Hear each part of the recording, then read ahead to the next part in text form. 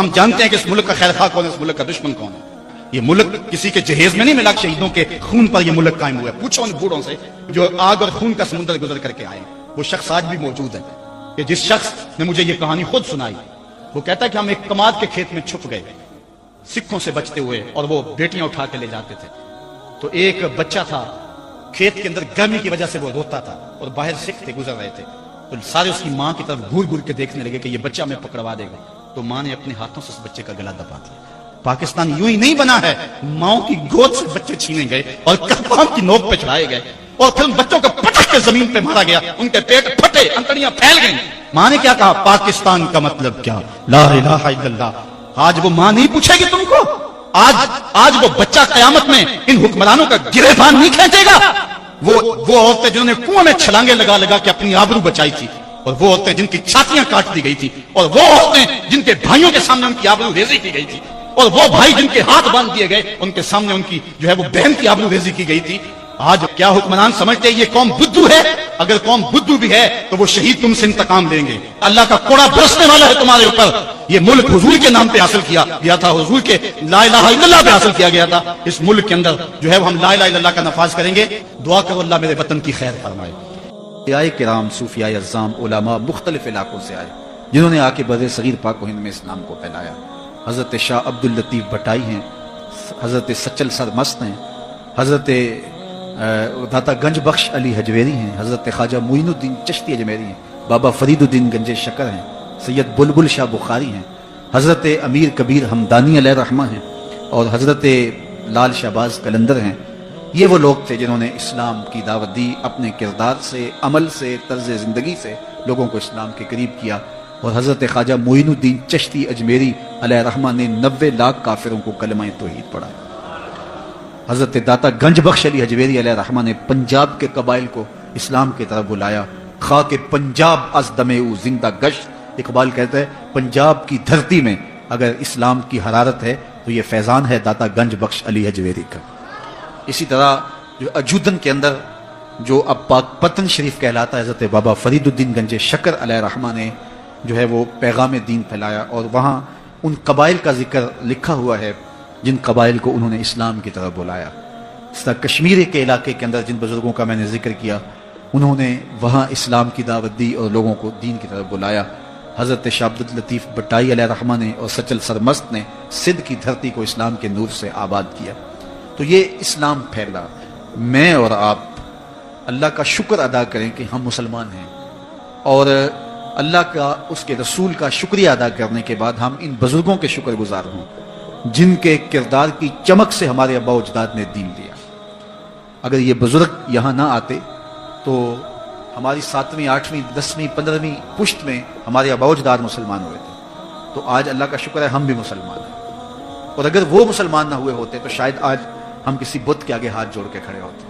تو آج اللہ کا شکر ہے کہ ہمارے اندر پاکیزگی ہے، ہمارے اندر طہارت ہے۔ تو یہ فیضان ہے ان بزرگان دین کا جنہوں نے ہمارے آباء و اجداد کے قلوب کی تطہیر کی، ان کے دماغ کو پاکیزگی دی، ان کے خیالوں کو طہارت بخش، اور ان کی پیشانیاں بتوں کے چرنوں سے اٹھا کے ایک مالک کی دہلیز پہ رکھی۔ تو آج اگر ہمارے خون کے اندر وفا ہے تو ہم ان بزرگوں کے کبھی بھی ناسپاس اور ناشکر گزار نہیں ہو سکتے ہیں، اس لیے کہ بر صغیر پاک و ہند کے اندر جتنی بھی روشنی اسلام کی، جتنی بھی روشنی ایمان کی، جتنا بھی چراغاں جو ہے وہ دین کا پھیلا ہے، وہ ان بزرگوں کی محنت اور ان کی کوششوں کا ثمر ہے۔ اس طرح ان لوگوں نے اسلام کا یہاں نور پہنچایا، اور پھر جو ہے وہ بر صغیر کے اندر آج اللہ کا شکر ہے کہ ایک آزاد خطے پاکستان کی صورت کے اندر آج ہم ایک نظریاتی ملک کی صورت کے اندر جو ہے وہ موجود ہیں۔ قائد اعظم علیہ رحمہ نے وہاں 8 اگست 1944 کے اندر خطاب کرتے ہوئے کہا کہ پاکستان آج نہیں، پاکستان تو اس وقت ہی بن گیا تھا جب پہلے شخص نے یہاں اسلام قبول کیا۔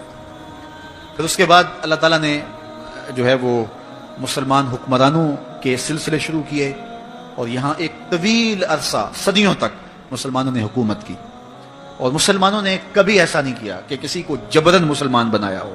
یہ اسلام کی روشن تاریخ ہے۔ 800 سال کے قریب یہاں ہم حاکم رہے ہیں، اور جو کہتے ہیں اسلام تلوار سے پھیلا ہے تو ان سے سوال ہے کہ 800 سال تک تلوار ان کی تھی، محمود غزنوی کی تلوار نے ان کو مجبوراً مسلمان کیوں نہ کیا، اور اندلس کے اندر مسلمانوں نے तलवार के जोर पे उन ईसाइयों को मुसलमान क्यों नहीं किया? इस्लाम तलवार के जोर पर नहीं है, मोहम्मद अरबी के किरदार के जोर पे फैला है। तो ये बात जहन में रखें और अच्छी तरह ज़हन नशीन करें। और दूसरी बात यह है कि लोग कहते हैं इस्लाम तलवार के जोर पे फैला है। मैं पूछता हूँ, जब तलवार अबू जहल के हाथ में थी, अबू लहब के हाथ में थी, उतबा और उतैबा के हाथ में थी, और हजरत बिलाल चक्की पीसते थे और मार भी खाते थे, और इस्लाम उस वक्त फैल रहा था, तलवार तो कुफार के हाथ में थी, तो इस्लाम कैसे फैल रहा था? तो इस्लाम तलवार से नहीं फैला, मोहम्मद अरबी के किरदार से फैला है, और ये दबने वाला नहीं है, ये फैलता रहेगा। आज़म की शबाना रोज मेहनतें, उलमा के तूफानी दौरे, मशाइख अज़्ज़ाम की ताकीदात और उनकी मेहनतें, और दिन रात लोगों की कुर्बानियां। वो वक्त आया कि 13 अगस्त रात 11:53 पर यह ऐलान हुआ कि हम रेडियो भारत इंडिया से बोल रहे हैं, और थोड़ी देर के बाद एक अहम ऐलान होने वाला है। और फिर अली हमदानी ने 14 अगस्त 12:04 पर ऐलान किया, जिससे लोग आंसुओं से भी रोए और रोंगटे भी खड़े हो गए। आवाज आई, हम रेडियो पाकिस्तान से बोल रहे हैं। तो फिर अल्लाह का फजल है कि उस वक्त से लेकर आज तक हम एक आजाद मुल्क में अपने घर में रह रहे हैं। ये घर जगह जगह से दुश्मनों ने तोड़ा जरूर है, जगह जगह गोलियों के सुराख जरूर हैं, इस घर के अंदर बम धमाके भी हुए हैं, इस घर की छत के बाले भी गिरे हुए हैं, लेकिन शुक्र है कि ये छत अपनी है, ये घर अपना है। कौन समझाए ये अहले सियासत को रियाज, घर शिकस्ता सही अपना तो है, हर चंद बघोला मुस्तर है, हर चंद ये खाक आबाद सही, एक वजद तो है, एक रक्स तो है, बेचैन सही बर्बाद सही। हमें घर मिल गया है, हम मिलजुल के इस घर को संवार भी लेंगे, झाड़ू भी लगाएंगे, पानी भी छिड़केंगे, इसकी टूटी हुई दीवारें भी मुरम्मत करेंगे, उस पे रोगन भी चढ़ाएंगे, फिर बेल बूटे भी लगाएंगे, इसका फर्श भी साफ करेंगे, कालीन भी बिछाएंगे, इसकी छत के बाले भी दुरुस्त करेंगे। जब छत ठीक हो गया फिर लोबान भी सुलगाएंगे, खुशबुएं भी सुलगाएंगे, फिर अगरबत्तियां भी लगाएंगे, फिर इसके अंदर जो है वो ताज़ा गुलाब भी रखेंगे। ये सब कुछ रखने के बाद फिर हाथ बांध के खड़े हो जाएंगे, निज़ाम मोहम्मद अब तो आ जा हमारे घर में। फिर रसूलुल्लाह का निज़ाम इस घर में आएगा, चरागां होगी, खुशबुएं फैलेगी, और इस मुल्क ने पूरी दुनिया की क़यादत करनी है। पाकिस्तान बना इसलिए था, और पाकिस्तान मिटने के लिए बना नहीं था, क़यामत तक कायम रहने के लिए बना था। ये पाकिस्तान हमारी उमंगों का मरकज है, हमारी आरजुओं का काबा है। इसके खेत, इसके खलियान, इसके पर्वत, इसकी खूबसूरत वादियां, इसके गुनगुनाते दरिया और इसकी झूमती नदियां, और इसके कोसार, इसके कोट, शहर, दरिया, गांव, कूचा व बाजार, इसकी मिट्टी का एक एक जर्रा हमारी मोहब्बतों का अमीन है। ये पाकिस्तान हमारा घर है, हमने इस घर को आबाद रखना है, इस घर को खुशबुओं से आरास्ता करना है, इसकी अस्करी और सियासी कुव्वतें इंशाअल्लाह मजबूत होंगी। और ये घर वो घर है जिस घर से मकीन गुंबद खजरा को ठंडी हवाएं आती रही हैं। मेरे अरब को आई ठंडी हवा जहां से, मेरा वतन वही है, मेरा वतन वही है। मुश्किल हालात से हम गुजर रहे हैं, और खजां के बाद का मौसम बहार होता है। अगर उस्मानियों पे कोहे गम टूटा तो क्या गम कि खूने 100,000 अंजम से होती है सहर पैदा। रात बहुत लंबी भी है, दर्दनाक भी है, गहरी भी है और स्याह भी है, लेकिन ये लंबी रात कटने वाली है। सपीदा सहर तुलू होगा, मेरा वतन दुनिया के ऊपर ऐसे चमकेगा जिस तरह गुंबद चमकते हैं। ये फूलों की तरह खुशबूदार वतन, ये मोहब्बतों का अमीन वतन, गुंबद खजरा का अक्स इस वतन पे पड़ रहा है। और इंशाअल्लाह इस्लाम की नशत सानिया का ये मुल्क अमीन होगा। पाकिस्तान कल भी जिंदा था, पाकिस्तान आज भी जिंदा है और क़यामत तक जिंदा रहेगा। जिसने पाकिस्तान से प्यार किया वो सरखरू होगा, जिसने इस वतन से खयानत की वो जलील होगा, रुस्वा होगा, उसकी नस्लें बर्बाद हो जाएंगी। ये पाकिस्तान अल्लाह की रहमतों का रूप है, करम नवाजियों का रंग है। पाकिस्तान के झंडे का रंग भी गुंबद खजरा के रंग से मिलता है। पाकिस्तान कल भी जिंदा था, पाकिस्तान आज भी सरखरू है।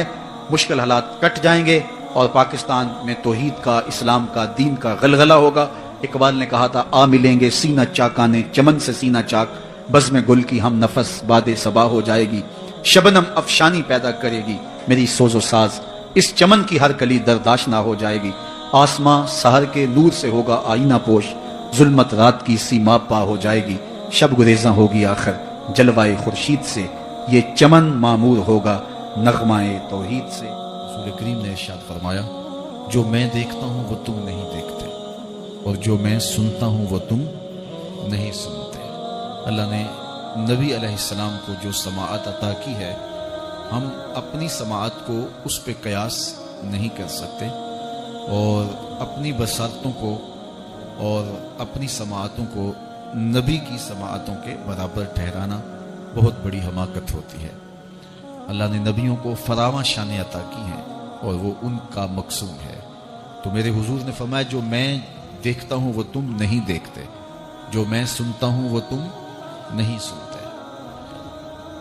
آگے فرمایا کہ اللہ کی قسم جو میں جانتا ہوں وہ اگر تم جان لیتے تو تم بہت کم ہنستے، بہت زیادہ روتے، تم جنگلوں میں دوڑ جاتے اور تم اللہ تعالیٰ کی پناہ میں آنا چاہتے، یا اللہ ہمیں بچا لے، جنگلوں میں بھاگتے پھرتے، آنکھوں میں آنسوں کی لڑیاں ہوتی، چیختے ہوتے، روتے ہوتے، اگر جو میں جانتا ہوں اگر تم جان لیتے۔ قال ابو ذر، حضرت ابو ذر اس حدیث کو روایت کرنے کے بعد فرمایا کاش کہ میں درخت ہوتا اور کاٹ دیا گیا ہوتا، میں درخت ہوتا جانور کھا گئے ہوتے۔ اللہ اکبر، مائے نی مینو کانو جمی، درداں کیتی مار نکمی، کہ دے اگے ککڑاں ابالے نو، کوئی آکھے زلفاں والے نو۔ تو کہا کاش کہ میں درخت ہوتا اور کاٹ دیا ہوتا۔ حضرت عمر رضی اللہ تعالیٰ عنہ ایک کچی اینٹ اٹھاتے ہیں، پھر نیچے رکھ دیتے ہیں، پھر اٹھاتے ہیں، پھر رکھ دیتے ہیں، اور پھر کہتے ہیں کاش کہ میں یہ اینٹ ہوتا۔ حضرت سیدنا صدیق اکبر رضی اللہ تعالیٰ عنہ درخت کے نیچے بیٹھے تھے، ایک چڑیا ایک شاخ سے اڑ کے دوسری شاخ پہ جاتی، وہاں سے اڑ کے پھر دوسری شاخ پہ آتی۔ حضرت صدیق اکبر رو پڑے، کہا چڑیا کتنی موج میں ہے، جس شاخ پہ چاہے بیٹھتی ہے، اور قیامت کے دن تیرا حساب بھی نہیں ہوگا۔ کہا پھنسے تو ہم ہیں۔ رسول کریم صلی اللہ علیہ وآلہ وسلم سے لوگوں نے کہا حضور آپ بوڑھے ہو گئے۔ حضور کی مبارک داڑھی میں سفید بال، سر انور میں بھی سفید بال، اگرچہ ان کی تعداد محدود تھی لیکن ظاہر ہوئے۔ کہا سورہ ہود اور اس کی مماثل صورتوں نے مجھے بوڑھا کر دیا ہے، کیونکہ ان صورتوں میں اللہ کے عذابوں کا ذکر ہے، آخرت کا ذکر ہے۔ یہ وہ بابرکت وجود ہیں، وہ بابرکت ذات ہیں کہ جن کے دامن پہ گناہ کا ایک دھبا بھی نہیں ہے۔ اور میں اور آپ اپنے آپ کو دیکھیں تو ہم کہاں کھڑے ہیں۔ حضور نے حضرت عائشہ سے کہا، زوجہ ہیں رسول کریم صلی اللہ علیہ وسلم کی، محبوبہ محبوب کائنات، لیکن ان سے بھی میرے حضور نے کہا عائشہ گناہوں کو کبھی چھوٹا نہ سمجھنا، گناہوں کو حقیر نہ سمجھنا کہ یہ چھوٹے ہیں کوئی بات نہیں، اس سے کیا ہوگا، اس دن حساب ہوگا، اس دن پوچھا جائے گا۔ تو اپنی زندگی کو مرتب اور منظم کر کے رکھو۔ ہم بہت سارے گناہ دائیں بائیں دیکھ کے کرتے ہیں۔ جب ہم معاشرے میں برائی پھیلی ہوئی دیکھتے ہیں تو ہم کہتے ہیں کہ دیکھو نا یہ سارے کر رہے ہیں تو میں ہی بہت متقی آ گیا ہوں جی۔ دائیں بائیں دیکھ کے گناہ کرتے ہیں، پھر ہم کہتے ہیں فلاں بخشا گیا تو ہم بھی بخشے جائیں گے۔ اچھا اگر وہ نہ بخشا گیا تو پھر جہنم میں جانا قبول ہے؟ تو دائیں بائیں دیکھ کر دلیر ہو جاتے ہیں۔ حضرت عباس اور حضرت عمر رضی اللہ تعالیٰ عنہ کا آپس میں دوستانہ تھا۔ انہوں نے ایک دن بیٹھے بیٹھے عہد کیا کہ ہم میں سے جو شخص پہلے فوت ہو گیا وہ دوسرے کو خواب میں ملے اور قبر کے حالات بتائے۔ اچانک حضرت عمر کا وصال پہلے ہو گیا، سال کے بعد حضرت عمر خواب میں ملے۔ اس نے کہا باس مجھے وعدہ تو یاد تھا لیکن سخت حساب آن پڑا تھا تو میں تو اس کے اندر لگا رہا، تو اب کیا ہوا؟ کہا پھر اللہ نے کہا چلو اس کو یوں ہی معاف کر دو۔ تو کہا چھٹ کے ابھی ابھی آ رہا ہوں۔ تو میں نے کہا وعدہ پورا کر دو۔ میں اور آپ ٹھیکیدار بن جاتے ہیں جنت کے۔ ہمارے پلے عمل ہے کیا؟ ہیں تو ریاکاری کے شکار ہیں ہمارے عمل۔ تو آئیے ہم اپنی آخرت کے لیے سوچیں، اپنی زندگی کو اچھائی کی راہوں کا مسافر بنائیں کہ اس وطن عزیز پاکستان سے وفا کرنا، اس ملک کے ساتھ وفا کرنا، یہ ہمارے بزرگوں نے بنایا ہوا ہے، اور اس ملک کی بنیادوں میں 10 لاکھ شہیدوں کا خون ہے، اور اس ملک میں اتنی دیر تک امن نہیں آ سکتا، اتنی دیر تک چین نہیں آ سکتا جب تک نظام رسول نہیں آتا ہے۔ اس لیے کہ اس وقت ہم نے اللہ سے وعدہ کیا تھا۔ اصغر خدائی کو میں ملا ہوں خود، جس نے یہ نعرہ ایجاد کیا تھا۔ وہ پڑھ رہا تھا کالج میں، ایک ہندو لڑکے نے کہا پاکستان کا مطلب کیا؟ اس کی زبان سے بے ساختہ نکلا لا الہ الا اللہ۔ پھر یہ ہندوستان کے طول و عرض میں اہل ایمان کا نعرہ بن گیا، سب یہی نعرہ مارتے تھے پاکستان کا مطلب کیا؟ لا الہ الا اللہ۔ یہ ہم نے اللہ سے عہد کیا تھا کہ یہاں لا الہ الا اللہ کا نفاذ ہوگا، اور آگے نعرہ کی تکمیل یوں تھی کہ پاکستان کا مطلب کیا؟ لا الہ الا اللہ، قانون شہادت کیا ہوگا؟ محمد رسول اللہ۔ آج ہم نے غداری کیا اس نعرے سے، یہاں لا الہ الا اللہ کا نفاذ نہیں ہے۔ یہاں ہم امریکہ کو خدا مان کے بیٹھے ہوئے ہیں، ان کے آگے ہاتھ جوڑتے ہیں، واشنگٹن کو اپنا قبلہ کعبہ بنایا ہوا ہے، اور اس کے نتیجے کے اندر ہم رسوا ہو رہے ہیں اور ہمیں مزید کار مذلت میں گرایا جا رہا ہے۔ جو کچھ بھی ہو رہا ہے یہ آپ کے سامنے ہے۔ حکمرانوں کی بات چھوڑو تو وہ اس قابل ہی نہیں ہے کہ ان کا ذکر بھی کیا جائے، وہ جس گراوٹ میں چلے گئے ہیں۔ اللہ کی بارگاہ میں یہ دعا کرو کہ اللہ ہمیں کوئی غیرت مند، کوئی صالح حضرت عمر بن عبدالعزیز کا کوئی جانشین عطا فرما دے۔ اور یہ ہمارا قصور ہے، میں حکمرانوں کو گالی دینے کی بجائے میں کہتا ہوں ہم اپنا محاسبہ کریں۔ کسی نے حجاج بن یوسف سے کہا تھا کہ تو نے حضرت عمر کا دور خلافت دیکھا ہوا ہے، ان جیسا انداز حکمرانی کیوں اختیار نہیں کرتا؟ تو اس نے 2 لفظی جواب دیا، تبازروا اتعمر لکم، کہا تم ابو ذر بن جو میں عمر بن جاتا ہوں۔ اگر ہم ٹھیک نہیں ہوں گے تو پھر اوپر رحمتوں کے سائے نہیں ہوں گے۔ اور ہم کیا ہیں؟ ہم پتہ نہیں ہماری عقل کہاں چلی جاتی ہے۔ یہ جب الیکشن آتا ہے ڈگ ڈگی بجاتے ہیں، قوم پھر نعرے مارتی پھرتی ہے۔ میں نے کہا یار ہم اتنے گئے گزرے ہیں، ان کمینہ صرف لوگوں کے نعرے لگائیں؟ یہ ہوتے کون ہیں کہ ہم ان کے نعرے لگائیں؟ آج کے اس کانفرنس میں ہم نے فیصلہ کر کے جانا ہے کہ آج کے بعد جب بھی نعرہ لگائیں گے سونے محمد کا نعرہ لگائیں گے، نعرے اپنے رسول کے لگائیں گے۔ یہ ہوتے کون ہیں؟ یہ ملک کو لوٹنے والے، یہ خائن، یہ بدکار، یہ لائق ہے کہ ہم ان کے نعرے لگائیں؟ قوم کی آنکھیں نہیں ہیں، کان نہیں ہیں؟ اللہ فرماتا علم نجعل لہ عینین ولسانا وشفتین وہدیناہ النجدین، ہم نے ایک نہیں 2 آنکھیں دی ہیں، ایک کان نہیں 2 کان دیے ہیں۔ کھول کے رکھو کان اور آنکھیں کھول کے رکھو اور تم دیکھو کون کہاں کھڑا ہے۔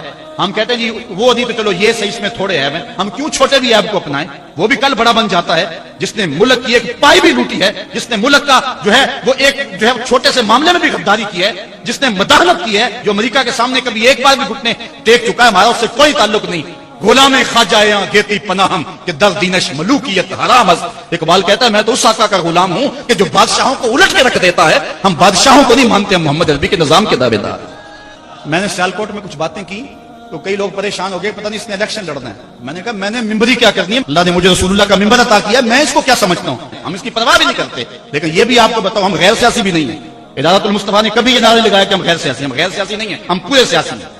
کانت بنو اسرائیل یسوسون هم الانبیاء، بنی اسرائیل کے نبی ان کو سیاست سکھایا کرتے تھے۔ ہم بے خبر نہیں ہیں، ہم جو ہے ناراض سے بے خبر، ہم کھلی آنکھوں سے دیکھ رہے ہیں۔